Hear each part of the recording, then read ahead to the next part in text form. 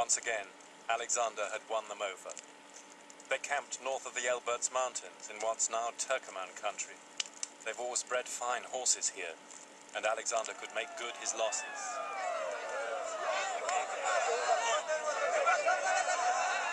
To keep up morale, he held games, horse racing, wrestling.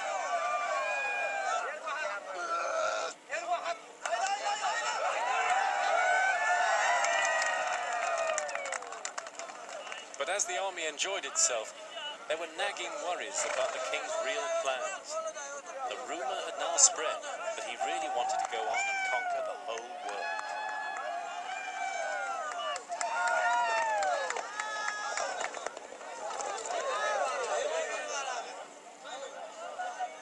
Alexander now announced that he planned to train thousands of young Persian boys as Macedonian cavalrymen, and he himself began to wear Persian robes. He was going Persian, the veterans grumbled. This wasn't what they'd fought for.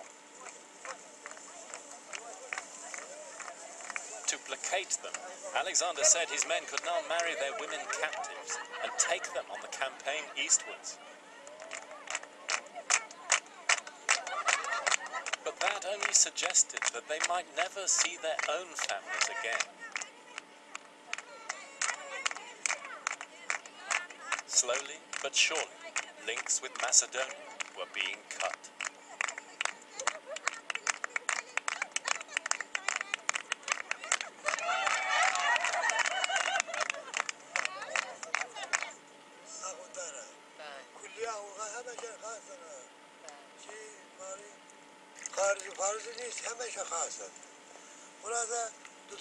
That night, the Turkmens told me tales of Alexander, who's one of their great folk heroes.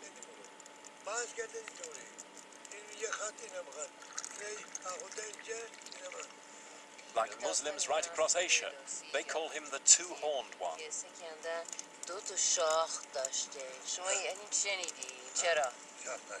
چرا شاخ داشته کی میدونست که شاخ داره میگه همه داستان میگن اونا اما دیدن ندیدن خلاصه یه داستان مانده که اینطوری بله To them, Alexander's an almost supernatural figure. Magician, magus, Superman. Adam oğlu yağar yar pelek senin Acıl donu al ha biçer gider. In their songs, Alexander climbs the heavens, plumbs the oceans, and finds the spring of eternal life. And he meets a tribe of female warriors, just as he does in a famous Greek tale. One day, an extraordinary visitor rode into the Greek camp, an Amazon queen who ruled a tribe only of women. She came with 300 armed female warriors. And to the amazement of the Greeks, she rode straight up to Alexander and leapt off her horse. Alexander said, "Why have you come?" And she said, "I've come to have a child by you. You're the greatest conqueror in the world, and I'm superior to any woman. Courage, strength. So imagine what a child we could have between us." As many ill-matched couples have made that mistake in history. But Alexander, of course, was delighted. But the historian Curtius says his appetite was not as great as hers, and he spent 13 days trying to satisfy her.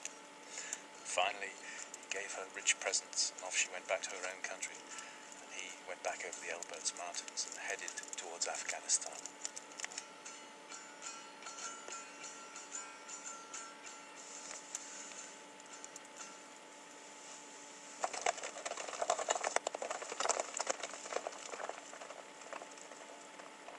Before he marched east, Alexander moved into the northernmost province of Iran, by the Caspian Sea. And riding in his track, the ancient Hyrcania, a land of wolves. Our guide was Louise Ferrouz, who's lived out here with the Turkmens for 30 years.